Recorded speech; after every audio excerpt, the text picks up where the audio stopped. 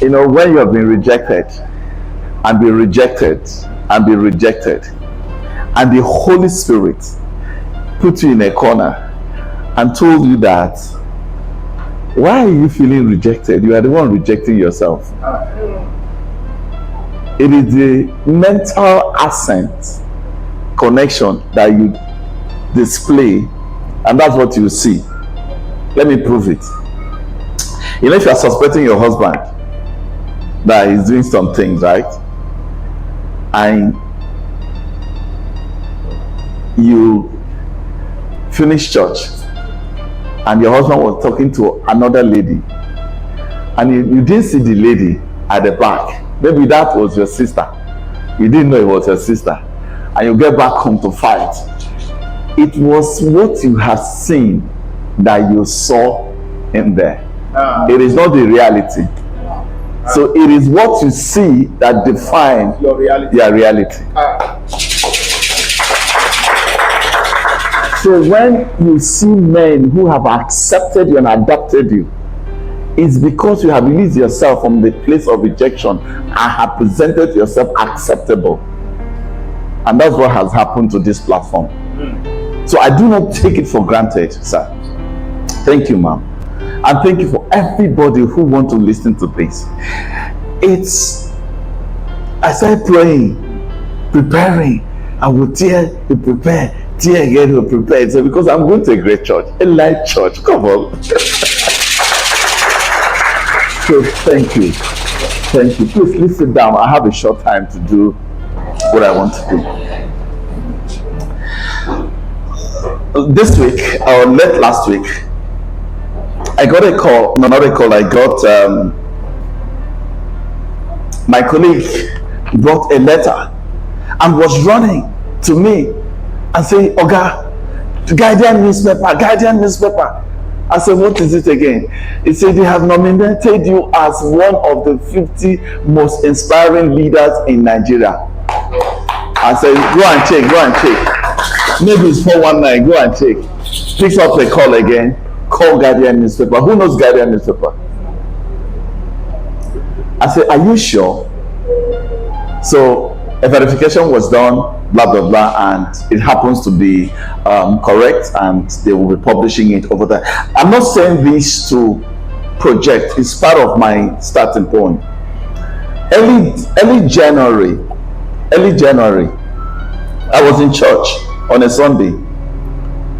My phone beeped. I usually don't pick up my phone in church, but there's a kind of beep that will beep. The Spirit of God said, opened.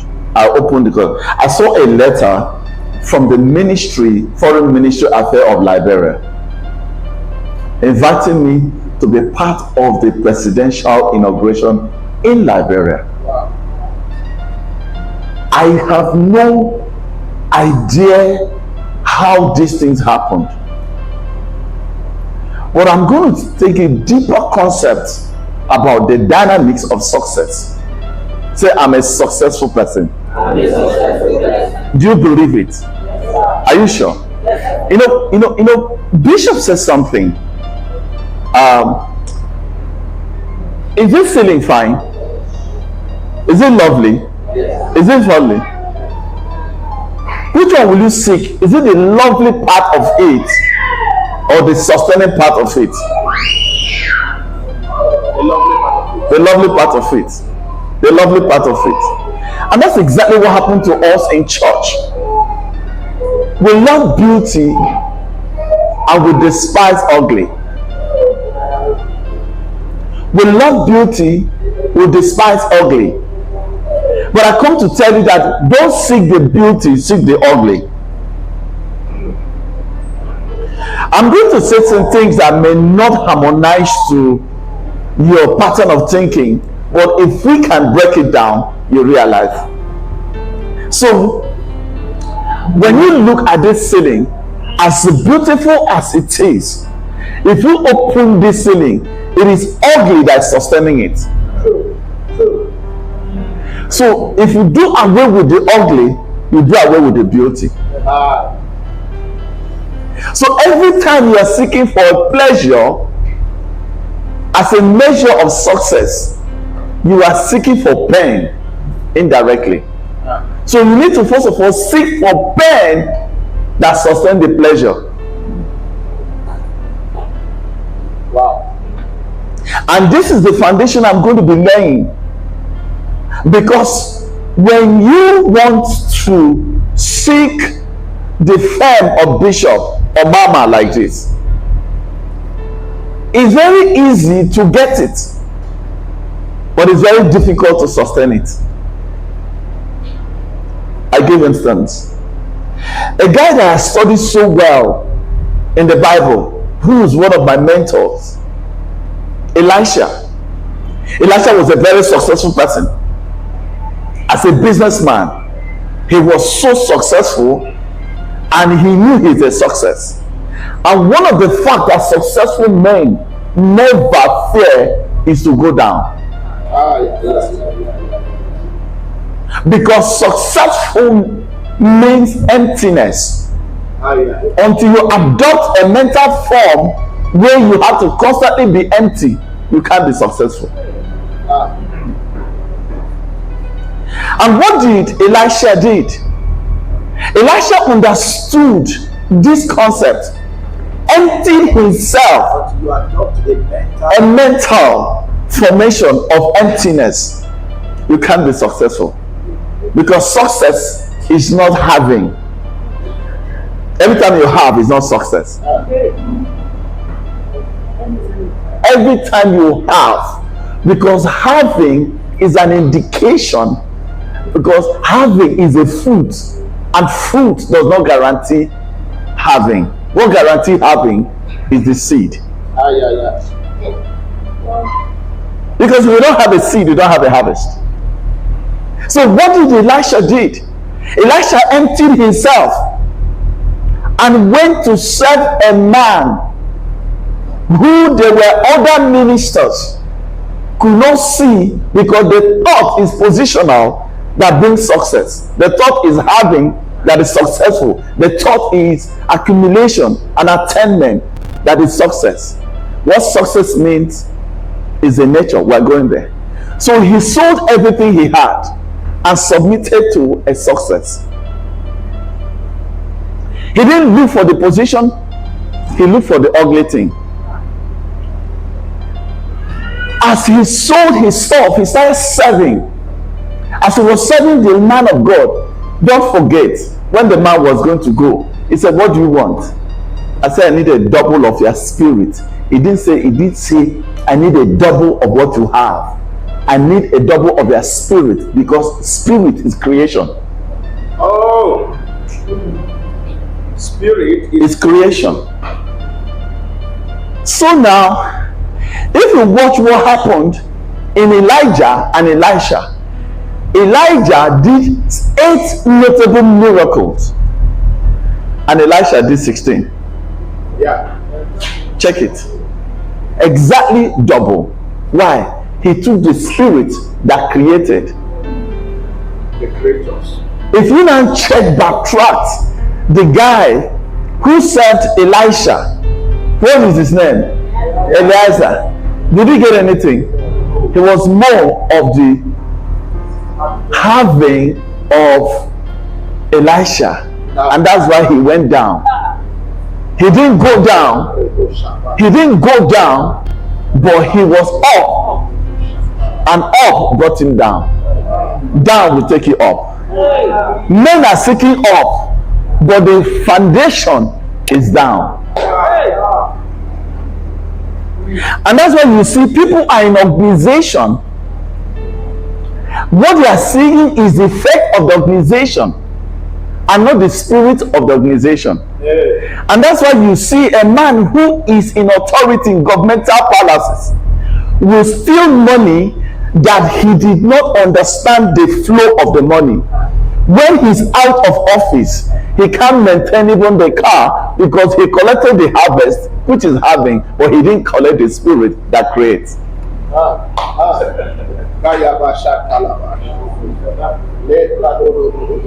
And that is also what is killing marriages. Because really, what influences your decision or desire to marry that person It is the glory of the man or the glory of the woman. So you go there, you are attracted by half. And that's why most times when the half finishes, you check out. Because you didn't collect the spirit that creates, you collected the half that diminishes. So what is definition of successful?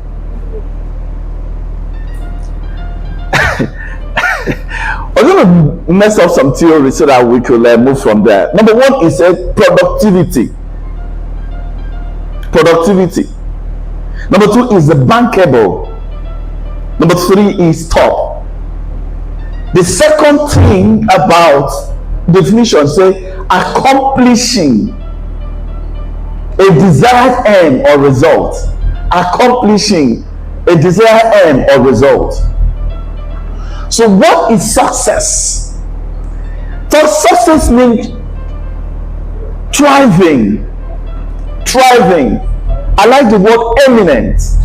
What is eminent? Eminent means outstanding as in character or in performance.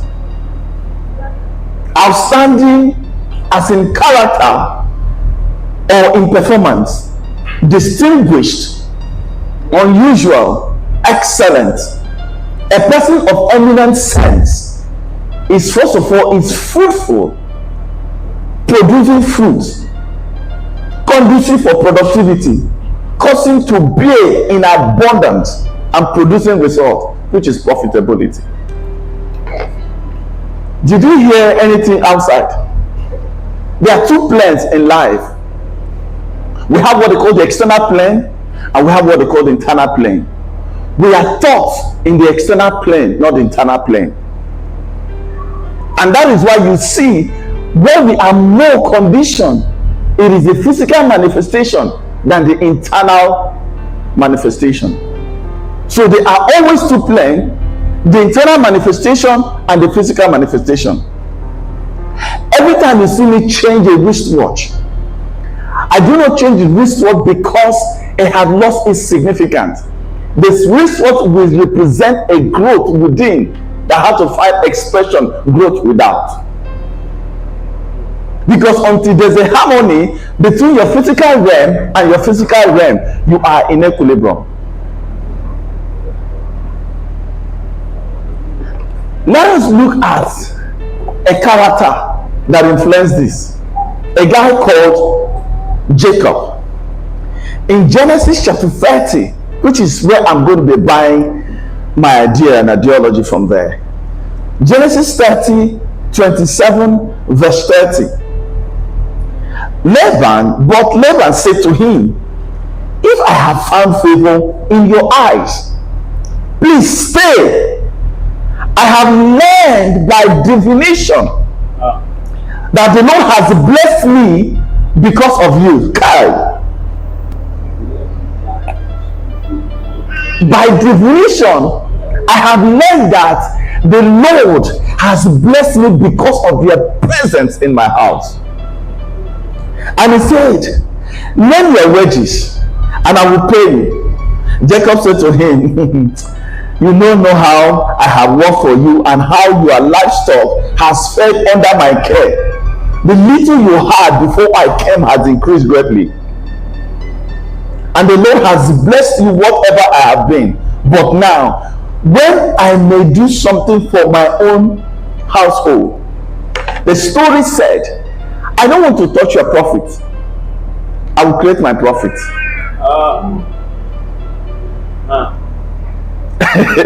Sure, we are Old Testament, we are New Testament believer. Can you be in an organization and you say, it's not what? Don't pay me salary.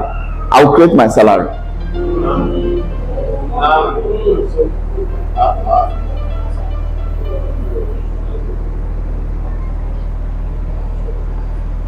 That's Jacob, right? That's what he said. He said, you know what? I don't want to diminish you. Don't worry. I will create. Watch what that means. Let's look at another character, Ruth. Ruth chapter 1, verse 16. Good news. Let me use any of translation, but let me use good news. But he said, but Ruth answered, don't ask me to leave you. Let me go with you. Wherever you go, I will go. Wherever you live, I will live. I will live. Your people will be my people, and your God will be what? Kai, who talks like this? How do people think? Is it? I know when Ruth knows that it is better for her to stay back, like her sister Oprah had gone, because you see, what you do not know hold more potential than what you know. If what you know cannot deliver you, that means the mastery of what you don't know is what you should be seeking.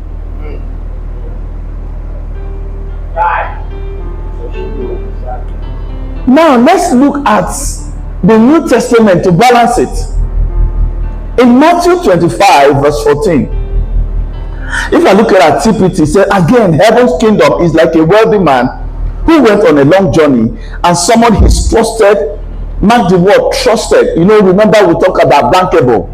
You remember? That means say bankable servant, and assigned his financial management over to them. We know that story. There are three of them, right? They gave them one what? One what? Is it two or three? And the other one what?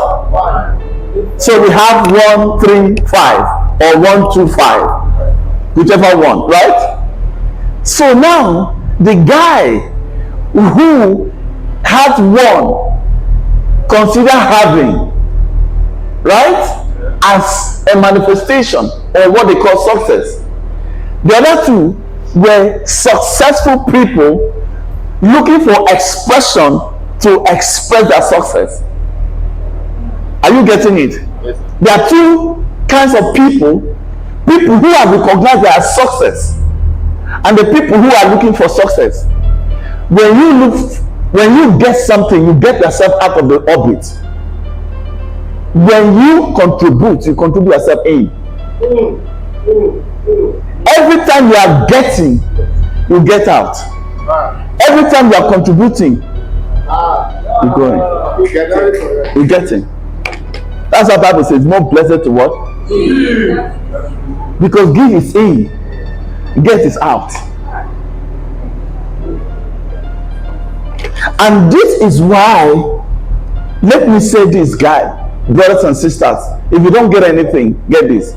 Success is not a thing. Can I say it again? Success is what? A thing is what? A noun. Isn't it? That means it's touchable, it's relatable, right? That's poverty.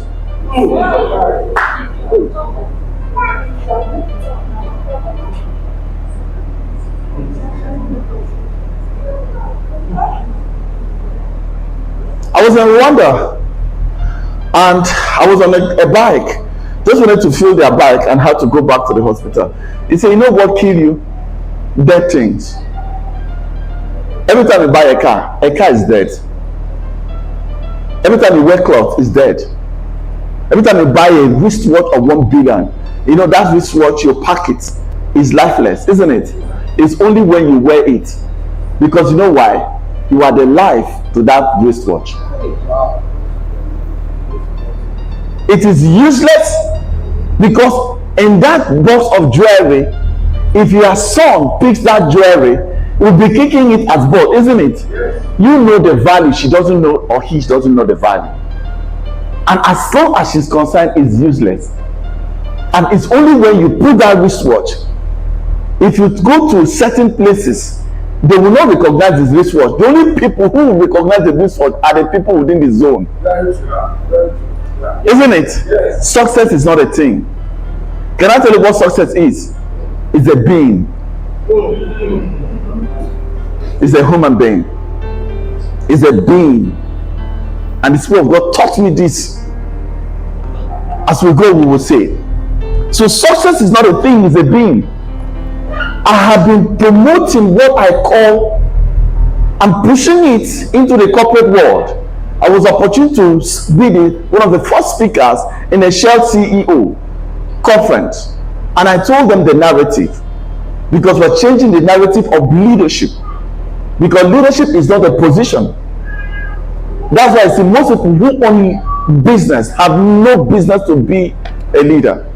In fact, a pastor may be called to pastor, may not called to lead a church, because pastoral position does not confer leadership, because leadership is an act.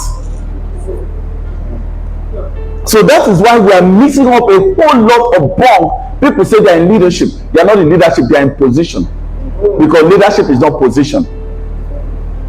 And what is it? I concept what I call be, do, and have. Be, be, do, do, and have. The reason why church is losing power and relevance is that they are concentrating in prosperity of have, not in the prosperity of being.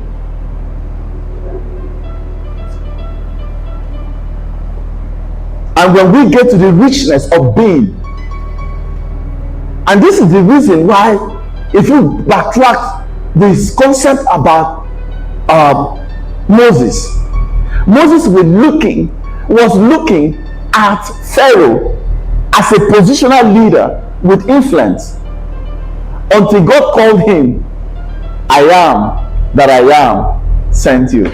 So whatever you declare that you are to it, to this. Stop looking. And that's the same concept that happened to the regime of David, when Goliath has a profile of the magnificent Goliath.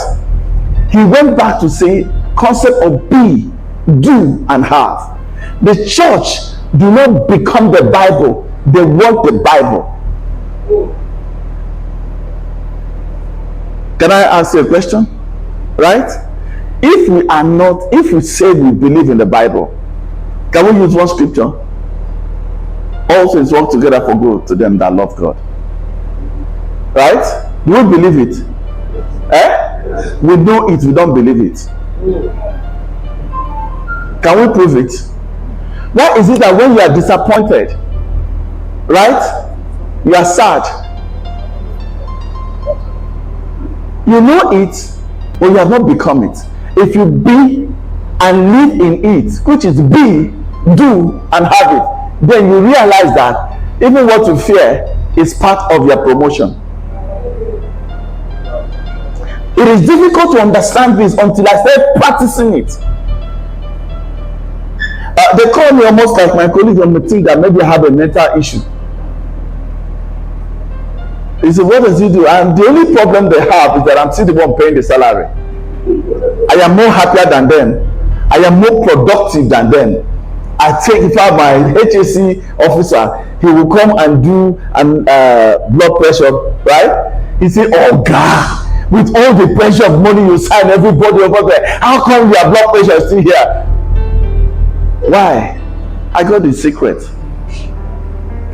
I dance. At every opportunity, I'm dancing. What am I dancing? All things work together for good to them that love God. We know the Bible, we don't become the Bible. And that's why we're struggling. Because we don't struggle to have a miracle. We manifest miracle. That's why I say, this sign shall follow them that believe, who be and live. Somebody getting somewhere? So, our obsession with the idea of more. Hello, don't sleep. No sleep in this church. Sorry.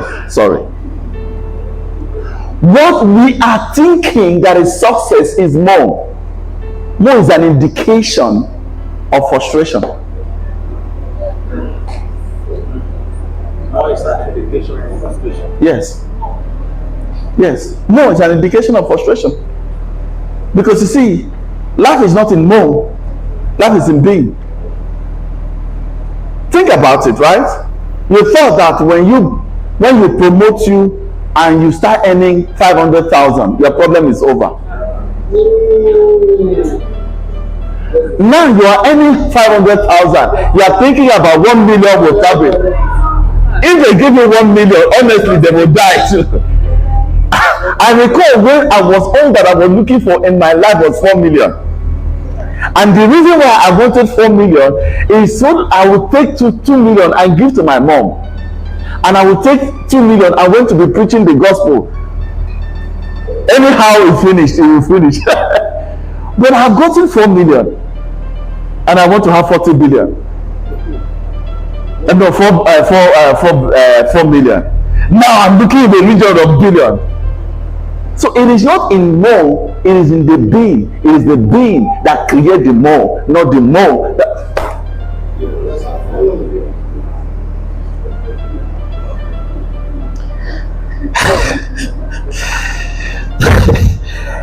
I have scripture to read too. What kills you faster is what you don't have. Yes. Is that okay? Yes. What kills you faster is what you don't have. That's what creates anxiety, right? That's what creates all that, right? Negative energy, isn't it? But you know that success is completeness. It's completeness, enoughness. Enoughness. Good enough. You are enough. And until you're enough, you can't attract enough. It is the embodiment of enough that brings you to the point of enough. Why? Bible said contentment and godliness is great gain. So you cannot be satisfied until you are contented. And it is satisfaction that is true success. Should I continue? So there are two parts of life. There are two parts that happens in life. We have what they call the flow part, and we have what we call the force part. And honestly, if you check your life on 1 week, take 1 week and take another week, do an experimentation on it. When you flow in grace and when you force yourself, force will be an indication of frustration, and flow will be an indication of obedience. So you now see that what brings the total revolution of your successful start from who are you obeying? What are you obeying? Because it's obedience that you flow. Because for instance, if I said I have enough and I'm in enough, I am complete. Now scripture said, if a righteous man who is righteous fugites in front of a wicked man, he said his fountain is what? Rotten. If a believer who encounter rent and say I'm frustrated about my friend, that means what? Your fountain you're flowing is corrupted, it's poison. So but if I flow from my fountain of enoughness, of completeness, I will stay focused. But when I want to force my rent, I would disalign. That's why that word have I hid in my heart, that I might not sin against you. The sin is that you are going out of the flow state, which is grace, and you are moving into your own forced state. And I believe most of us are in a forced state. I was there. Either you are in a flow state or what? So let us see the flow state. What is the flow state? The dynamics of success. Number one is identity. Say identity. Say identity. Identity. Let me ask you a simple question. If I asked you simply, who are you? What would you say? Who are you? You're what? I'm a God. What does God do? Create. When you see a situation that is against you, what do? Create. No, I don't want us to play church. Yeah. No, let's not play church. Let us be free and open so that we can open our heart onto this. Because this is not a usual message. Right? You have answered rightly that you are God and God creates. It means if I face cold and I face heat, I am not going to be intimidated by heat or cold, because you know who you are. So it means at any point in time, you are going to flow from who you are. Is that okay? Yes. How many of us flow from who we are? Because first of all, we do not know who we are.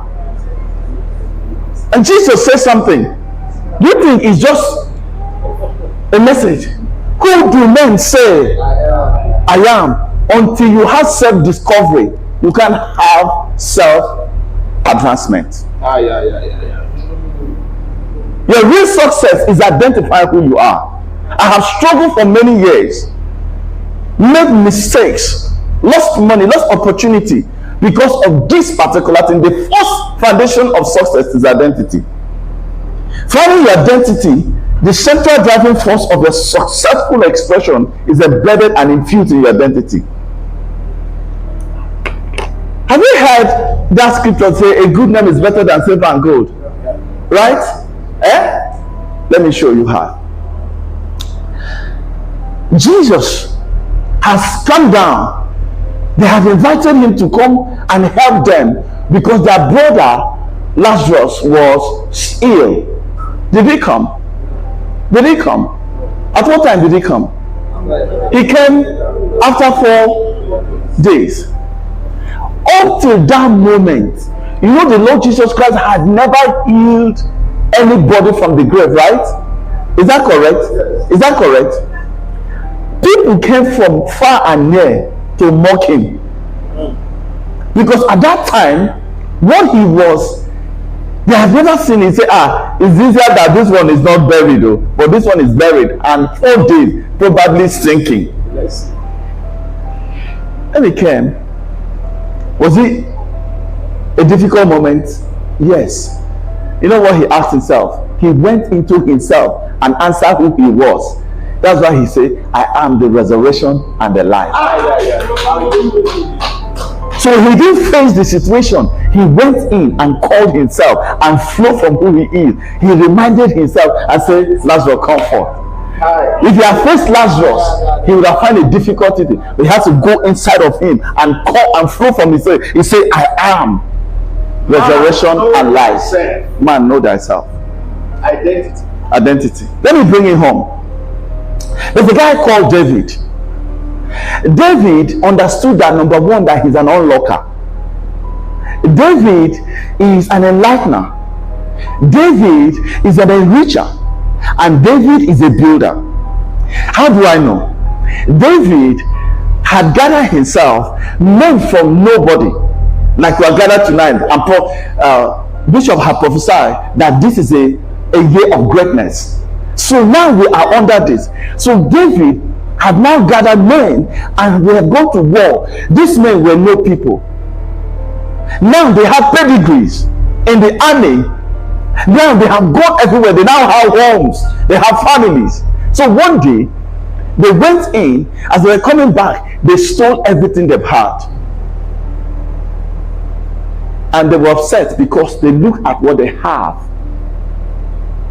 and they didn't look at who they were. And that's why they were crying. You know what they do? They become resentful, and they picked up stone to stone their unlocker, their enlightener, their enricher, and their builder, forgetting where they are coming from. Yeah. Right? Now, David, looking at them, would have looked at his positional leader and forget who he is. He will call 2 of his lieutenants and he will slaughter all of them. But he didn't do. What did he say? David encouraged himself in the Lord. Do you know what he did? He went into resources of himself to pick up his identity as what? As an unlocker. And that is why, you see, your true value cannot make you angry. Yeah. Your true value. And this is what is breaking marriages and breaking work. They do you, you do them back. So you left who you are and adopt another person. Let me explain it. You know, when you on your own way and somebody make you angry and you left your high place, what you do, you have adopted a lower place to become angry.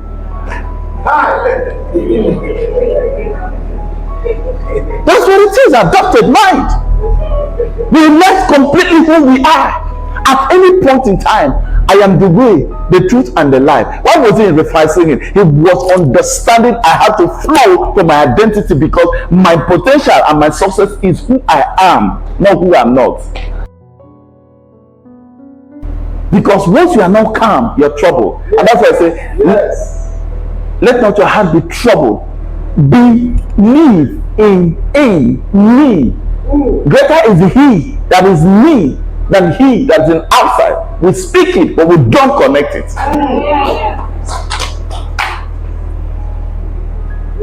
And they're looking at me. I didn't bother. Till date, I'm not bothered. That car will come back. I don't know how it's going to come back because I paid for it. I called the guy. And when he was talking, I say, I'm an enricher. Even if he doesn't come, I've enriched somebody. That's true.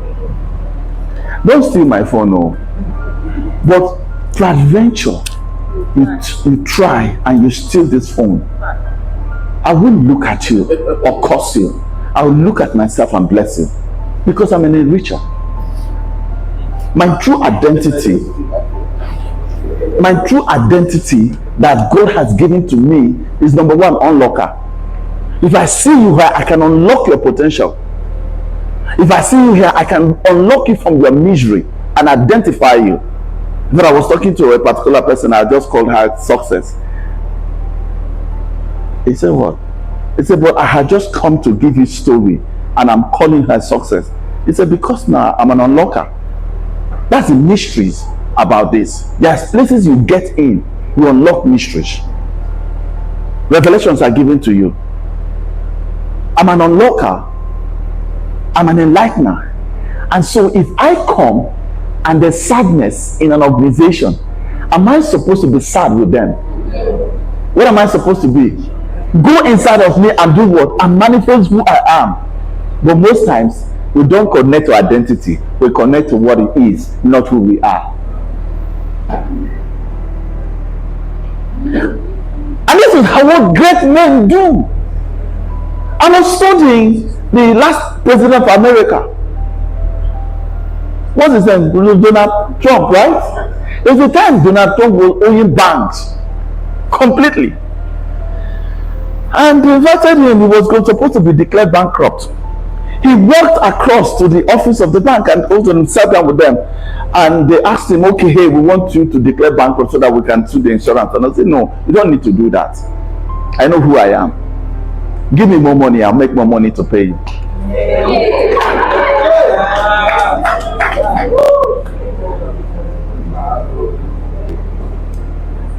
What is that?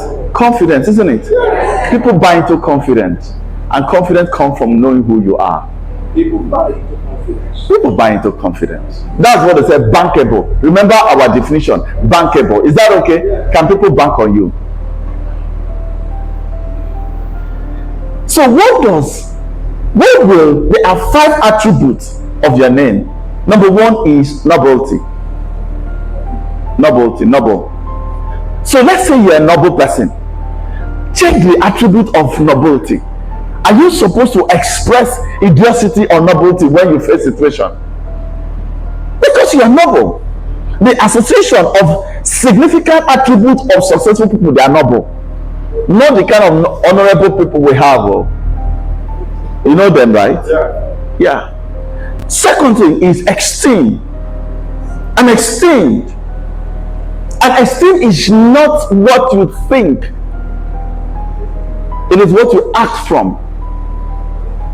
Nobility, esteem, and honor. You know, we have lost this kind of sense. We think it's over there. The richness is the honor you carry. The other one is what we call the first rate. You know, money flow to the first rate companies. We were in an organization, and those organizations were looking for people, how to get people, right? We were over 350 contractors, and by insight I realized that this is not sustainable because it's external. Men are external. Things are external. The Bible says we look not at the things that are seen, but the things that are what? It is the unseen that carries more power of honor than the seen thing. Because the seen thing is a manifestation of the seen, of the unseen. So, and I'll say, hey, I must think reversal. What is the system? What if these people I'm pursuing, the company sack them? I will go with them. Isn't it? I'll go out of the system. And that's what had killed Port Harcourt till now. We pursue procurement managers and people in high top. And when they are at the top, they're already going out. And so when they go out, you go out with them. But you see, when I now started pursuing me, and me is structure. Me is structure. Me is method. Me is strategy. Me is system. So I went to build system. And as I was going down, losing myself, I was not losing that I'm first rate, I'm prime. Now, at a point, the company changed the dynamics of procurement, because that one, it was man no man. Now it's system no system. So system attracts system. I started building system, strategy, method, and structures. Ladies and gentlemen, out of that 350, when they came assessment, we were only 10 of us that remained. Now, after we have won the contract and ran it for 4 years or 5 years, 4 years, I think it was 4 years. It was supposed to be a 2-year contract, and it was renewed another 4 years contract. Out of that 10, they were superficial in their oppression, not having roots like an oak, because an oak tree will go down because the oak tree understands who he is. And today, 8 worth of will remain what? 2. That's what they call success. Identity. A successful life means flowing from your divine essence. But let me explain it so that it's very important. We have 3 kinds of identity. Alright? The first identity is what? Your calling name. What's your name, sir? Ayo what? Ayodele. What if I have another Ayodele? When I call you, what will happen? Both of you will stand up. What do? You are an engineer. Okay, so you have what we call the second level of identity, is what you call your professional or your duty identity. Because as Ayo is also a son. As Ayo is a leader. As Ayo is a citizen, is a father, is a friend. Are you getting me? So now Ayo as an engineer is useless to your mother, because you are son to your mother. So when you go to the house, your mother expects you to act as a son, not as an engineer. Okay. Are you getting it? So your expression cannot be found in engineering. It's defeated. What is it? It is what? In your son. Your son will call you useless engineer if there's no provision of what? School fees. Are you getting it? It doesn't relate to engineering, it relates to your self of manifestation. That's a father. So you see, your identity calling them had a professional name. But there's another one they don't teach us, which is what they call the divine identity. And so you're focusing on your superficial identity. Your superficial identity was obtained, was not impacted. It was not imputed. It was not impacted. And it's difficult to come to this point. And that's why self-discovery is the beginning of a successful life. So if you know that I'm an enricher, I'm enriching life. When I got this concept, if you think that you manipulate me, You are manipulating yourself. You know what? You have called me into manifestation of who I am, an enricher.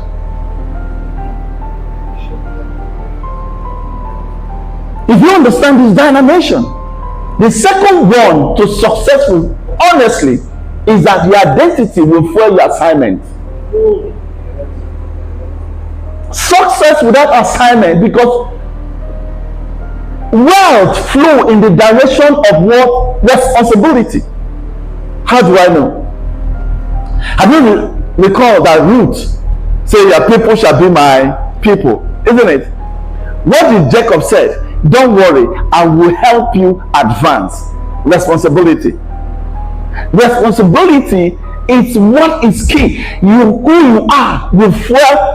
In fact, right now, I am not confused that I'm called to mentor people. I'm not confused to call to be a leader.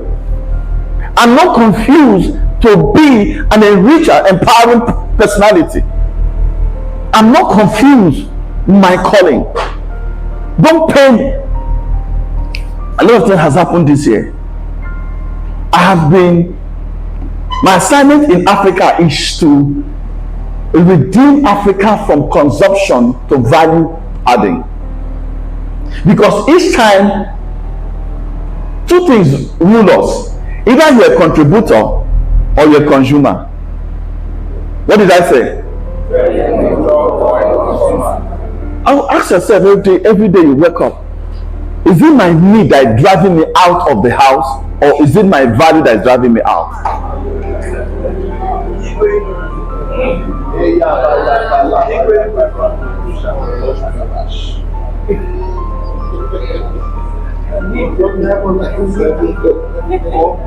And that is why we are in need.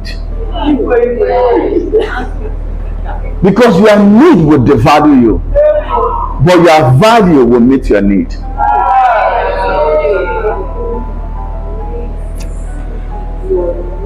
What did Jesus say? I've not come to be served. I have come to do what? To serve. He says something very fundamental in the book of Revelation chapter 2 verse 19. He said, I know thy works. I know thy works, your faithfulness, your service, and your love. Every day I wake up, the first fundamental question that will hit me is what to know. What to know. The second thing is what to do. What's the third one? What to love. What's the fourth one? What to hope. Receive is completely outside my control, because I heard in the Bible every good gift and perfect gift come from above, from the Father of lights. He said, I hold my reward.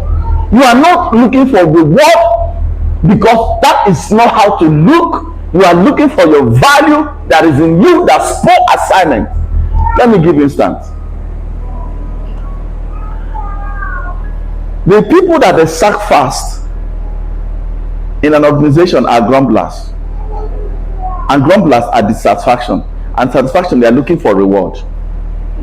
The people that they retain more in an organization are what they call thinkers, future thinkers. They are always very lean and isolated. They stay at the top roof. If you see them, they are very uncommon. They are very smart. They're thinking about the conclusion, that's continuity. You are thinking about consumption, that consume you out. Chop. It's just true. That is why you see marriage is working, right? And up to that moment, the guy was providing. He was a nice guy. He was a king. He was a lord. But the moment it dries off, you are the one who dried the man up. I'm joking. I can tell you what. Because you're a consumer. Sir, honestly, I'm not joking. Some weeks, I think it was late last year, I was almost going to ask it, Lord, how come I'm always giving? People don't give to me. How come I'm supporting ministry? People don't support what I'm doing. I'm doing widow and people will call me. They are doing program. They invite me. Since I started stand out, Kai, I spend money. Even the people that have trained in school, they won't even come back to say, hey, thank you. You know, today I celebrated women. Oh, forgive me. I celebrate all the women. I honor you people. Happy Women's Day. I'm really sorry. We can't do without you people. So today, of course, I've been celebrating women. I've celebrated them in my office. And I'm an enricher. I'm a builder. I bought food. You know, they didn't come to tell me thank you. I went back to the lady who said, I said, did you buy the food? He said, I bought some. I've satisfied myself. I don't focus on the thing. How did I get to be delivered? My mom reminded me. We were talking, but the Spirit of God told me, see, in we don't take. They take from us. He said, when we were growing up, my mom didn't have much. We were living in a thatch house. But you know, I'm in a marble house.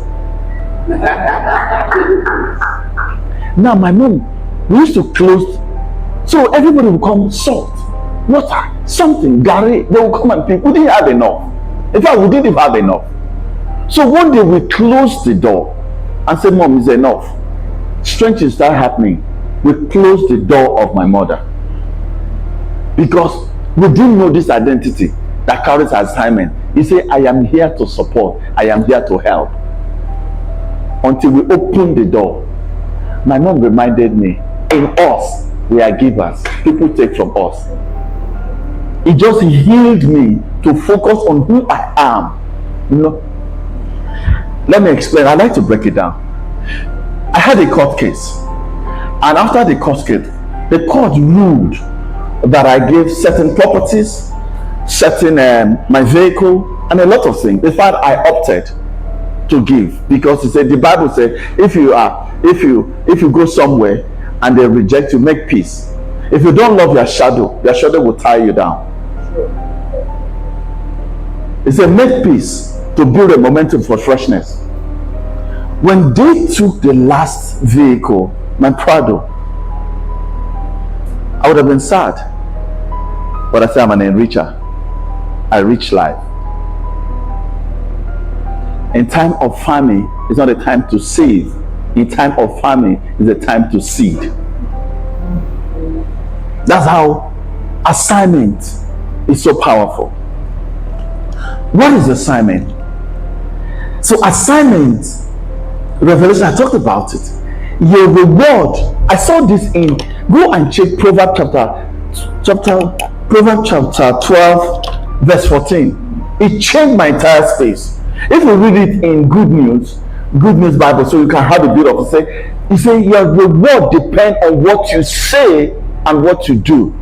I don't care what you say about me, I care what I say about you. Time has finished. Sorry.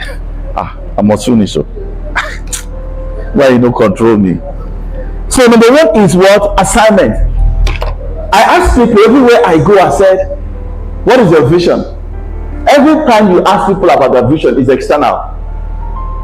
Motivated vision, not inspired vision. Vision must be inspired by your identity. Identity must fuel your assignment, and your assignment must represent your vision. And you know my vision, betterment. So my success means if I see you, the least I can do is to leave you where you are. But my assignment and vision is to say something, do something that will uplift you. So if you give me an opportunity, instead of taking advantage of that opportunity, I am looking how to reach that opportunity. Give me your car. The worst I can do is to wash it. The worst I can do is to add fuel back to it. The worst I can do is just to find something, drop a note to it. Give me food. The worst I can do, you see, I eat food that I do not like because of the love of the assignment, because I need to make you feel better. The next one, value system. Nigerians don't have values. Every time you see wickedness, no value system. A man of value is a man of success.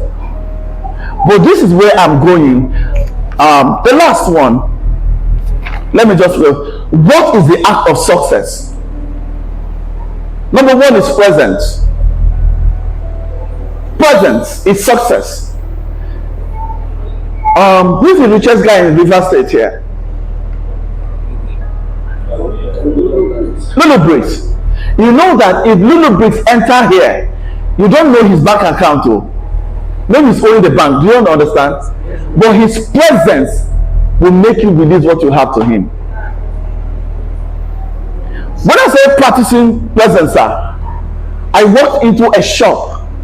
I just laughed. I saw a pair of jeans. I've never been to that shop. I walked in. I said, I like this, I like this, I like this. I said, how much? We agreed. He said, I don't have money. Give me your account. He looked at me and said, okay, take it. And I took it. I was present. I walked into London hotel, and all the cars were activated. I just walked in. The reception said, okay, don't worry. We know when you go back, transfer our money. This is our detail. We'll give you room. Success is a present. How do I know? Moses said, don't take away. Except your presence go with us. We go nowhere. Until you cultivate the presence, you are not successful.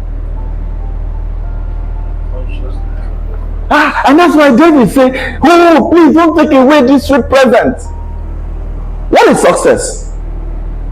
Presence will give you power. It's commanding. You know why? It gives you power. You have clarity of who you are. Funded by your assignment. Assignment, oh no man, nothing. Power is clarity. Power is creativity. Power is contribution. Power is confidence. And power is commanding. Because you know you're a creator, they will believe in you. That's power. That's why I say, I give unto you power to make wealth. Wealth is not money. Wealth is an essence. So you have to be wealthy to produce wealth. You have to be wealthy to attract money. The third one is possibility. All things are what? To what? To those who what? Believe what? Believe in themselves. It's self-belief. Self-belief is success. The next one is what? Performance. Say performance. It is exactly what you do, that's what you get. And the last one, praise, honor is gratitude. Success is gratitude. A man, they are doing an interview. I'm done.